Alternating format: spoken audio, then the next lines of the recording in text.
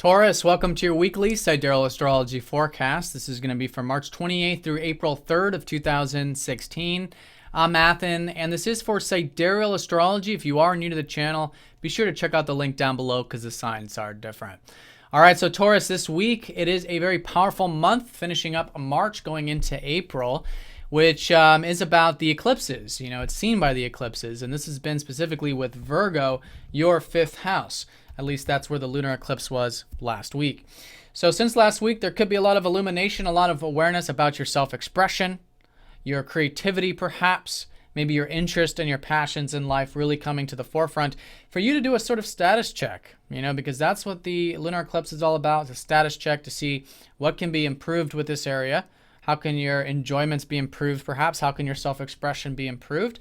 And a lot of that is going to continue to move forward this week. And I feel like this week, being in the third quarter phase, it's good to work on that, to ground it, to implement it moving forward. Now, the sun is going to be in Pisces still this week, which is your 11th house. So your focus might be right now in terms of your ideals, your visions, your hopes and dreams for the future. And for some of you, maybe even collective or group-oriented things, maybe spending time with friends for some of you a lot. So the sun's here, which means you can gain energy by focusing and implementing these areas of life, whether it's cultivating your ideals or getting involved with organizations or community things. Venus is shifting into this 11th house this week, your ruler, so you probably notice a greater focus and a greater attention on this area this week. And I think it's things you can certainly enjoy. Now, Venus is going to go through some important aspects this week, which I'll talk about, that do have to do with releasing and healing and transformation. But all in all, while that's going on, I think you can find the beauty in connecting to those things larger than yourself.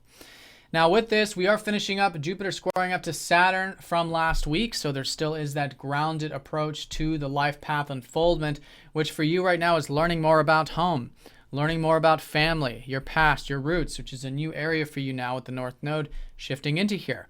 So Saturn's saying, look, maybe there's some seriousness about it. Maybe there's some responsibilities about it. It's good to continue to work hard, implement, and just be patient, I feel like, with these new things that are unfolding over the next couple years for you involving the roots of your life. Could also have to do with health for some of you as well. Chiron is still conjoining the South Node, so there is healing taking place. In fact, on Tuesday and Wednesday, your ruler is going to go over this conjunction. So there's values being released. There's perhaps some things involving yourself being transformed this week, but old notions of self being released. Maybe you're doing some healing this week, which could be very good. Healing your identity, your confidence, you know, seeing that you can assert yourself, you can have intentions in life, that intentions are about taking action and moving forward, specifically with these things that you find that are your ideals, that are important to you, which is that 11th house. So whatever it is, I feel like the first half of the week, it's very important for you to go within to see where you might have some old wounds, some old healing that might need to take place with old perspectives so that you can continue to move forward into this brand new area involving these ideals of yours.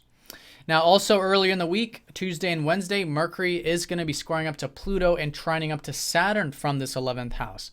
So I think while your mind is certainly on these ideals and stuff, maybe you're working with them practically, or again, maybe it's involving groups in some sense. With this trine up to Saturn, first of all, you do have a lot of support, a lot of productive, constructive implementation about it this week, which is good.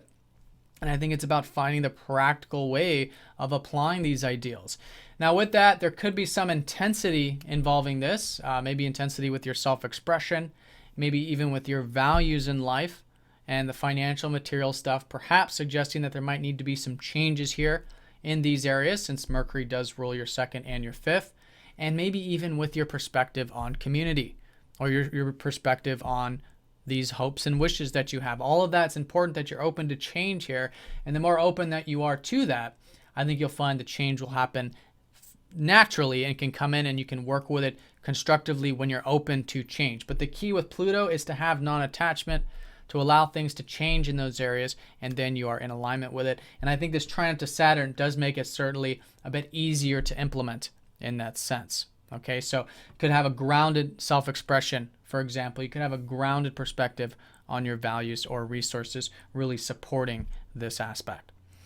Now on Thursday, Mercury does go over Uranus in that 11th house, so there are things that maybe you're wanting to break free, wanting to make some changes with in terms of the resources or maybe with your self-expression, and that's certainly something to listen to this week.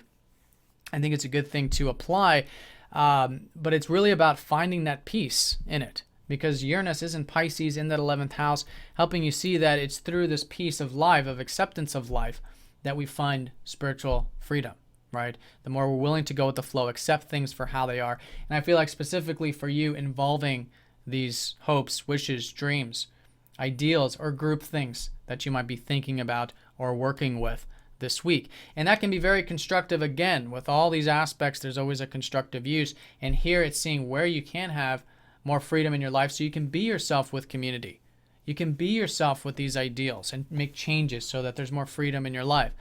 And those are some good things to work on the second half of the week. Now, as you can see here in the transit graph, we don't have any planets forming any aspects over the weekend, but I do want to cover the moon here. The moon will be in your 9th house, so it could be a good weekend for connecting to nature, maybe that adventurous spirit of life, and all of that can be quite insightful too, gaining more information and more energy for you in this still somewhat illuminating time of the lunar eclipse cycle, with all these changes happening with your self-expression. All right, Taurus, I hope you guys have an excellent week. Thanks for watching, and I'll see you all next week.